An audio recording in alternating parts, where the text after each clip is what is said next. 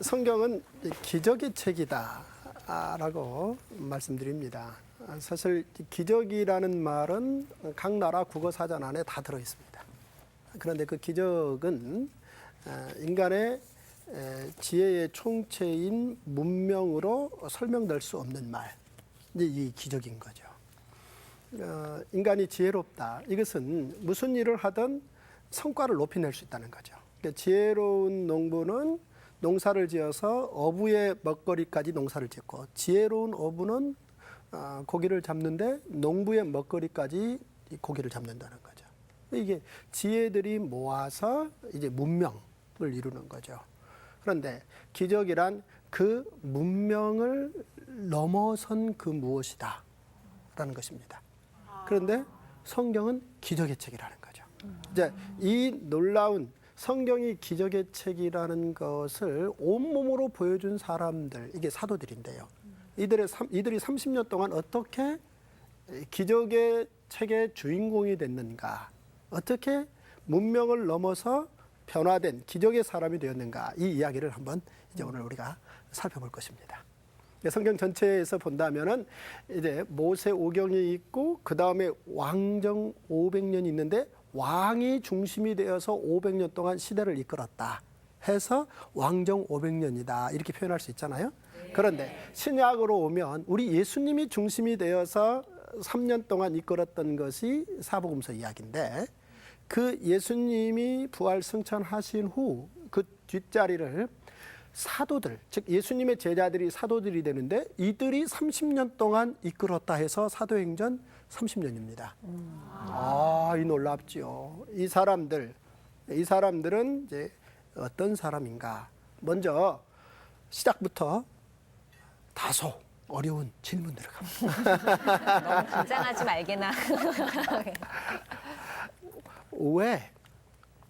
왜 대제사장 세력들은, 그러니까 대제사장이 한 명이 아니고 전직 대제사장도 있고 등등, 그들 곁에는 많은 게 있습니다. 성전도 있고 등등. 왜 이 대제사장 세력들은 30년 동안 야고보 스데반을 죽이고 사도 바울을 40에 하나 감한 매를 5번이나 때렸는가? 그러니까 30년 동안 너무나 사실은 폭력적인 게 오래 지속됐다는 거죠.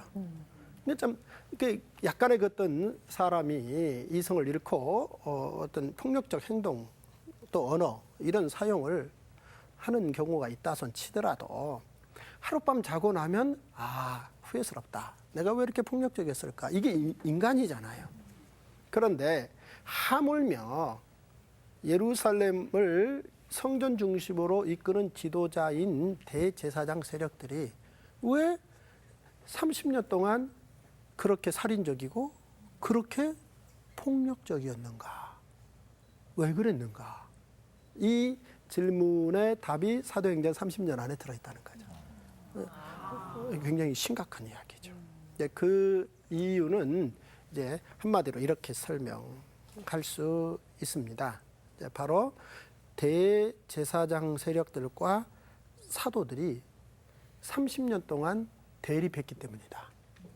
그러니까 사도들이 30년 동안 대제사장 세력들과 대립했다는 거죠. 끝까지 물러서지 않았다는 겁니다. 언뜻 보면 대제사장 세력들과 사도들이 30년을 대립했다는 건 이건 말이 되지 않습니다. 자, 이렇게 한번 또 가벼운 질문 할 수 있겠죠. 대제사장 세력들이 로마 총독까지 이용해서 우리 예수님을 십자가에 못 박았잖아요. 로마 총독이 비껴가려고 나름 여러 잔재주를 부리지만 대제사장 세력들이 쳐놓은 그 꼼꼼한 그물망에서 꼼짝 못하고 거기에 걸려 들어가는 측면을 우리가 읽을 수 있죠. 네. 그런 대제사장 세력들이 예수님을 죽일 때 왜 예수님의 제자들 11명은 안 죽였는가? 진짜 제가 드리고 싶은 질문이네요. 1. 되게 궁금하네요. 나무 십자가가 모자라서. 아니 그 소요나 동요를 최소화하고 수괴만 제거하는. 그것도 좋은 아이디어예요. 그 좋은 아이디어인데 이를테면 이제 대체적으로 보면은 최소한 그러니까 예수님을 따르는 핵심 멤버들, 그러니까 예수님을 따르는 사람들이 사실은 수만 명이었습니다. 하지만 그 수만 명으로 딱 좁혀 들어가 보면은 12명이었죠. 근데 이제 가룟 유다는 스스로 빠진 것이고 11명인데 적어도 예수님을 로마의 반란죄로 처형해야 된다면 이 11명 정도는 묶어서 처형을 해야 되는 거죠. 네. 아니면 죽이진 않더라도 어디 먼 곳으로 유배 보낸다든지 이 정도 처리는 해야 되는데 전혀 이들이 사실은 도망갈 수 있도록 길을 일부러 열어줬다고 봐야 되겠죠. 왜냐하면 대제사장 집에서 예수님을 사내들인 공회를 열어서 재판한 적이 있잖아요. 그때 베드로와 요한이 그 재판정에 깊숙하게 들어왔다가 베드로의 모습이나 언어를 보고 오, 예수님하고 3년 동안 핵심 패였잖아. 이런 이야기들이 있는데 안 잡잖아요. 네. 다 알았을 텐데. 그리고 도망 나가니까 놔두잖아요. 왜 그랬을까? 대제사장 세력들이 왜 그랬을까? 여러 이유가 있지만 쉽게 말하면 이렇습니다.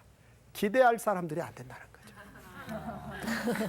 그러니까 예수님은 너무 월등해서 자기들에게 시기를 불러일으키는 분이었는데 예수님이 모아서 함께 다니는 그 12명의 핵심들은 도대체 자기들이 보기에 어떤 가능성도 없는, 그러니까 이 모든 전체 운동이 예수님을 통해서 99% 혹은 100% 운동 에너지가 나올 뿐 12명이 보태는 운동 에너지라는 것은 거의 1% 혹은 그 이하라고 본 거였죠. 따라서 대제사장 세력들은 예수님이 없으면 이 11명은 아무 에너지도 낼 수 없는 사람으로 딱 잘라 정리했다는 거예요. 그들이 이제 평가하는 것은 뭐냐면 문명입니다. 그러니까 그들이 이를테면 어떤 문명도 지니지 못한 사람들, 가지지 못한 사람들. 그러니까 뭐 인문과학적 소양이나 자연과학적 소양이나 사회과학적 소양. 이런 어떤 스펙이 너무 형편없고. 한마디로 요즘 말로 말하면 너무. 도대체 이들이 성과를 낼 수 없는 그들로 정리가 되었는지라 따라서 예수님만 십자가에 못 박은 겁니다. 11명은 그냥 놔둔 거죠. 그런데 우리 예수님은 처음 시작할 때 사도들이 이끄는 30년을 이미 예측하고 시작하셨다는 거죠. 우리 예수님이 제자들을 처음 선별할 때 기도하신 거 아시죠? 네. 열심히 기도하고 선택을 한 거죠. 그리고 예수님이 3년 동안 이들과 함께 사시고 난 후 부활 승천하실 때 제자들이 올라가시는 예수님을 바라보면서 아쉬워하는데 아무 미련과 아쉬움 없이 예수님은 오히려 편하게 올라가시는 간다 또 올게 이렇게.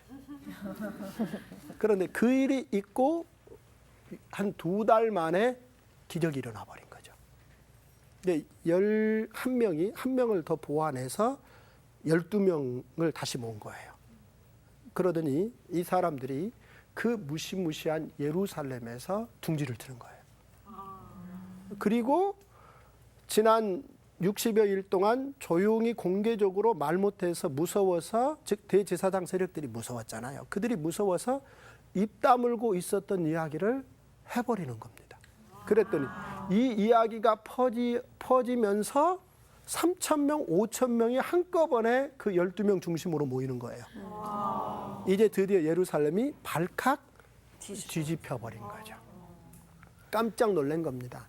따라서 대제사장 세력들이 이거 말이 안 되잖아 라고 생각을 하고 그 12명 잡아들여 했습니다. 일단 놀라운 것은 그 사내들인 공회 안에 약 한 70명 내지 72명의 이스라엘의 핵심 지도자들이 모여 있습니다. 이 공회원들은 대단한 사람들입니다. 근데 이들이 모여서 그 12명을 불러들이는데 이 70명이 보기에는 11명이 들어와야 되는데 12명이 들어와요. 생각해 보세요. 지금 이 자리는 상 받으러 들어가는 자리가 아니라 죽으러 들어가는 자리죠.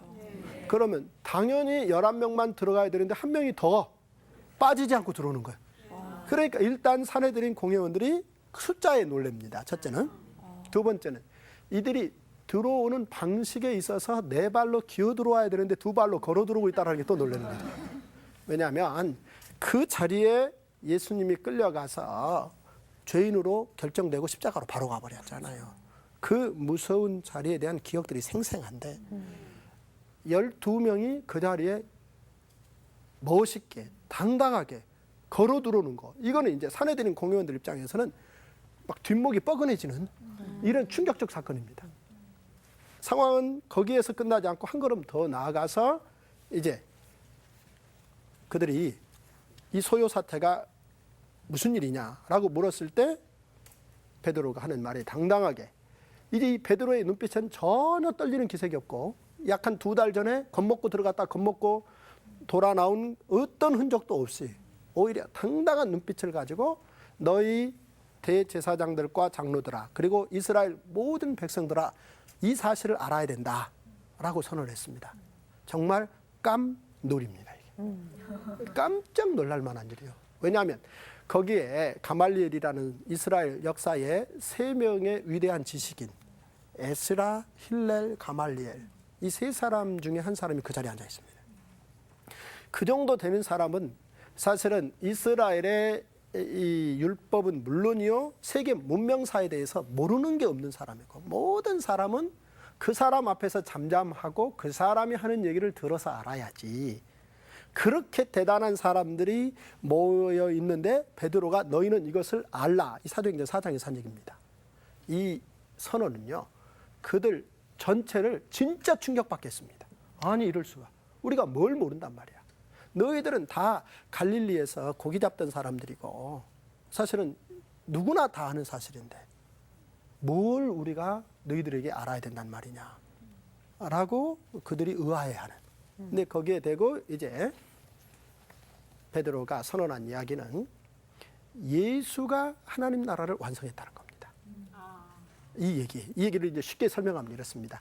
우리 예수님이 십자가를 지실 때 고통스러워하시면서 수많은 시간을 보내시다가 다 이루었다라고 말씀하셨잖아요. 네. 다 이루었다고 말씀하시는 순간 예루살렘의 성전의 휘장이 둘로 나뉘었다, 이런 기록이 있죠. 네. 왜 나뉘었을까? 아마 예수님의 그 소리의 진동의 파장이 낡은 성전의 휘장을 딱 나눴을 거다. 내공으로, 예수님의 발성으로. 그랬을까? 아니면은 우연의 일치치고 극단적인 우연의 일치인가? 그것도 아니라면 이거는 너무나 중요한 의미가 담겨 있는가? 세 번째일 가능성이 높죠? 네. 왜 성전의 휘장이 나뉘었을까? 그러면 성전의 휘장이 왜 찢어졌을까라는 말을 하기 전에 성전의 그 휘장의 기능이 뭐냐부터 생각을 해볼 필요가 있겠죠. 자, 히브리인들이 애굽에서 나오면서 놀랍게도 사실은 하나님께서 그들에게 제사장 나라를 원한다라는 사실을 알고 나왔잖아요. 그러니까 장자들이 살아나온 거예요. 그리고 난 후 제사장 나라라는 나라를 주시는데 그 핵심이 뭐냐면 법입니다. 이를테면 십계명, 그 다음에 613가지의 이 하라라는 정언 형태의 명령과 하지 말라라는 부정언 형태의 명령. 그래서 이걸 이제 법이라, 율법이라 그래요. 근데 이 율법의 핵심인 10가지 내용을 돌에 새기게 했고 그 돌판을 언약궤에 담았어요. 그러니까 가마 같은 이 도구죠. 그 안에 담았고 그 상태로 그 돌판을 500여 년을 보관해 오다가 이것을 다윗 때 성전을 지었죠. 네. 다윗에게 성전을 짓겠다라는 다윗의 소망을 하나님이 허락하심으로 말미암아 설계도를 주셨잖아요. 그 설계도를 다윗은 준비했고 솔로몬이 설계도대로 건물을 지었습니다. 이게 예루살렘 성전입니다. 그런데 그 설계도대로 지어진 건물 안에 들어가 보면 큰 공간 안에 휘장으로 한쪽과 저쪽을 나누었다는 거예요. 그러니까 휘장 안쪽이 있고 휘장 바깥쪽이 있는 거죠. 그런데 휘장 안쪽은 지성소라 부르고 휘장 바깥쪽은 성소라 부르게 했다는 거죠. 그런데 휘장 바깥쪽에 성소는 이스라엘 사람들 누구나 다 들어올 수 있습니다. 들어와서 하나님 앞에 제사 드리고 나갈 수 있죠. 그런데 휘장을 열고 지성소는 유일하게 대제사장 한 사람이, 그것도 1년에 딱 한 번만 들어가는 곳이에요. 다른 사람들은 들어가지 않고 휘장을 이렇게 제끼고 안을 들여다본다. 그것까지 금지되어 있습니다. 모든 게 금지. 다만 대제사장 한 사람이 그것도 1년에 딱 한 번 모든 그 시대의 백성들의 잘못을 다 챙겨들고 그 지성소 안에 들어가서 하나님의 용서를 받아오는 일을 하는 거죠. 그런데 사실은 대제사장이 1년에 한 번 그 지성소에 들어가는데 들어가서 서툴게 하면 대제사장이 죽습니다. 살아나오지 못합니다. 그게 지성소입니다. 그래서 제사장들이 많은데 그 많은 제사장들 가운데 대제사장, 하이 프리스트라 그러는데 대제사장이 세마포 예복을 입고 같은 제사장들 사이에서 옷부터 다르고 대제사장 집은 70명이 모여서 잔치도 하고 재판도 할 수 있는 그런 큰 집에서 살고 이 대제사장의 특권이 있다면 굉장히 있는 겁니다. 그런데 이런 대제사장이 그 특권이 있으면서 아울러 책임을 감당해야 되는 것은 1년에 한 번 죽음을 무릅쓰고 지성소 안에 들어가서 하나님의 용서를 받아내야 된다는 거죠. 그런데 예수님이 십자가에서 다 이루었다라고 말씀하시는 순간 성전의 지성소가 둘로 찢어졌다는 얘기는 더 이상 대제사장이 지성소에 들어갈 이유가 없어졌다. 이걸 알아야 된다는 거죠. 그러니까 이제 대제사장은 언뜻 보면 실직한 거고 큰일인데요. 그리고 예루살렘 성전은 박물관이 된 겁니다. 그러니까 예수님이 다 이루셨다라고 말씀하시는 순간 하나님의 용서의 효과가 성소나 지성소를 통해서 이루어지시는 게 아니라 예수님의 이름을 통해서 이루어진다는 거죠. 그러니까 끝났다. 끝났고 이제 세리와 창기들이 예수를 믿고 하나님의 자녀가 되듯이 여러분들도 이제 그 직책을 내려놓고 대제사장이 이끌어왔던 것은 제사장 나라 컨셉이잖아요. 이 제사장 나라의 컨셉이 하나님 나라 안으로 다 함축됐으니까. 그러니까 하나님 나라 안에 이를테면 제사장 나라의 핵심 컨셉인 하나님의 용서, 이웃과의 나눔, 또 민족 간의 평화 이런 게 다 들어왔고 그리고 거기에다 하나님을 아버지라 부르고 그 하나님을 아버지라 부르는 그 사람은 천하보다 소중한 한 영혼이다. 이게 하나님 나라의 핵심 컨텐츠다. 이제 대제사장 세력들이여 사내들인 공회원들이여 여러분들은 이것을 아셔야 합니다라고 베드로가 선언했던 거예요. 그런데 대제사장 세력들은 첫째 듣고 싶지 않고 두 번째 알고 싶지 않고 세 번째 이 사실이 밖으로 전해지는 건 절대 막고 싶고 자 이제 베드로가 하는 말 대제사장이요 당신 역할 끝났습니다. 하나님의 용서는 이 성전을 통해서 이루어지는 게 아니라 예수 이름을 통해서 이루어지는 것이고 지금까지 이 성전을 통해서 행하신 것에 대해서 하나님은 충분히 만족하시고 끝내셨습니다. 이제 교회로 갑시다 라는 이야기를 던졌으니 대제사장 세력들이 화가 나는 건 당연하고 그 다음에 이 같은 생각이 한 사람에게라도 더 퍼져가는 건 꼭 막아야 되고 그러기 위해서 이를테면 이 같은 이야기가 퍼져나가는 것을 막기 위해서 야고보 스데반을 가차없이 죽였고 그 다음에 사도 바울을 30년 동안 40에 하나 감한 매를 5번이나 때렸다는 거죠. 이렇게 폭력적인 이야기가 진행된다는 거죠. 그러니까 사도행전 30년의 분위기는 어떤지 짐작이 가셨죠? 네. 이 대립이 끝나지 않았다라는 거. 이제 여기에서 사실은 사도 바울 얘기가 개입이 되는 거죠. 이 사도 바울은 어떤 사람이냐? 쉽게 말하면 40에 하나 감한 매를 30년 동안 마저도 자기 주장을 굽히지 않는 사람. 고집이 있어요, 아주. 어지간한 사람은 사실은 그냥 상대를 보고 눈빛 보고 겉만 먹어도 주장을 철회해버리잖아요. 그런데 39대씩 퇴장을 5번이나 30년에 걸쳐서 맞는데도 직진만 하는 사람. 근데 이 사람이 처음엔 예수님을 몰랐죠? 네. 오히려 이 열심히 특심인 사람이 처음엔 대제사장의 하수인이었다. 스데반을 맞습니다. 그러니까 워낙 똑똑하고요. 이제 가말리엘 문화에서 이 사람이 사실은 이제 훈련을 받은 사람인데요. 그러니까 태어날 때는 로마 시민으로 태어났습니다. 유대인인데 이건요 정말 대단한 지금의 미국 시민보다 약 한 200~300배 더 특권을 가진 세계적인 시민이 로마 시민인데 그런 로마 시민으로 태어났고 또 이스라엘 역사에서 가장 지식인 중에 한 명으로 꼽히는 가말리엘이라는 사람 밑에 가서 청소년기에 유대인 교육을 철저하게 받아서 어떤 유대인의 정체성과 인문과학, 사회과학, 자연과학, 문명의 총체성을 다 섭렵한 슈퍼 엘리트는. 슈퍼 엘리트. 표현이 아주 좋아요. 이 사람을 대제사장이 행동대원으로 데리고 있었다는 거예요. 대제사장의 세력이 얼마나 센지 짐작이 가시죠? 이런 똑똑한 사람들이 자발적으로 대제사장을 찾아가서 당신의 그 성전의 권위와 이 성전 중심의 유대 공동체를 지키는데 제가 행동대원 노릇하겠습니다. 라고 공문서 주세요. 이걸 하는 사람이 다메섹에도 있다는데 제가 가서 그런 사람을 제2의 스데반 만들겠습니다.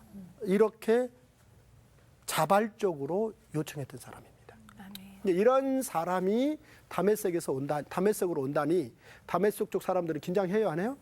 아, 긴장 화들짝 하죠. 근데 이 다메섹으로 달려가는 도중에 우리 예수님께서 스탑, 사울아 사울아, 네가 왜 나를 핍박하느냐라고 물으셨죠?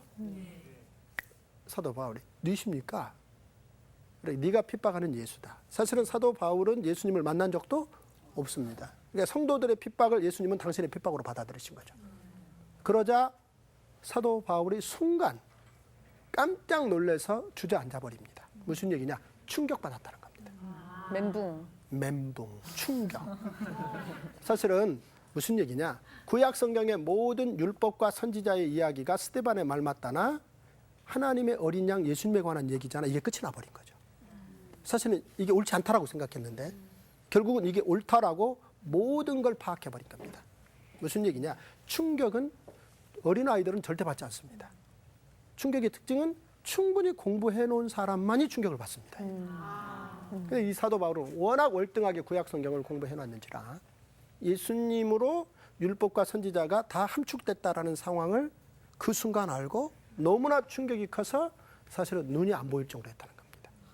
그 자리에서 그 충격을 딛고 일어나서 예수는 주라고 선언하고 30년 동안 끊임없이 1차, 2차, 3차 복음 전도 여행을 진행한 이야기가 사도행전 전반적인 얘기라고 볼 수 있겠죠? 우리는 늘 열심히 하다가 주저앉았다가 이런 아쉬움이 있잖아요. 근데 사도 바울은 슬럼프라는 없습니다. 체력까지 타고난 걸까요? 아, 체력은 물론이고요. 그 체력도 물론이고 이 사람은 워낙 예수님의 이 하나님의 어린 양을 통한 예수님의 구원 사건, 이 사건을 정확하게 구약 전체 지식을 바탕 위에 이해를 하는 거죠. 그러니 그 모든 하나님의 구원의 확신이 흔들릴 리가 없는 거죠. 그러니까 뿌리가 깊지 못하면 바람이 불어도 흔들리고 누가 이렇게 툭 치고 가도 흔들리잖아요. 그러나 워낙 뿌리가 깊게 박혀버리면 천둥 번개가 쳐도 요동도 하지 않습니다. 그러니까 사도 바울은 그렇게 뿌리가 깊게 박혀진 예수의 사람이었다라고 봐야 되지 않겠습니까?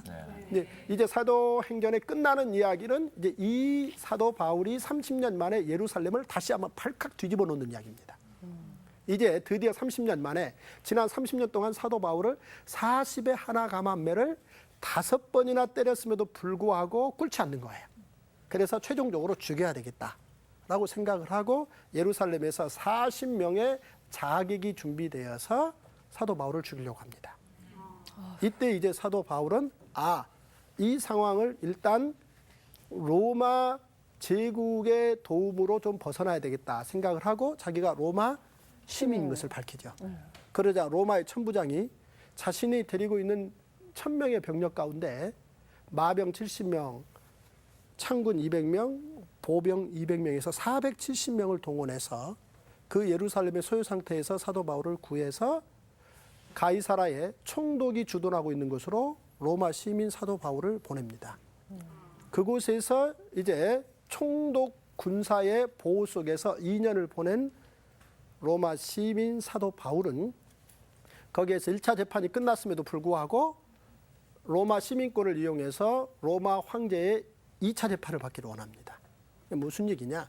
지난 30년의 유대교와 기독교의 이 갈등을 이제 로마 황제 재판을 통해서 어느 정도 법적으로 정리를 할 필요성을 느낀 거죠. 그래서 사도 바울은 로마 황제 재판을 위해서 로마로 건너간 이야기로 사도행전 30년이 마감된다라고 볼 수 있겠죠. 그런데 이제 시민 사도 바울이 로마 황제 재판을 받기 전에 한번 큰 경량이 일어난 사건. 그래서 사도행전 30년에서 공동서신 9권으로 바뀌는 이야기는 다음 시간에. 여기까지입니다. To be continued. 네, to be continued.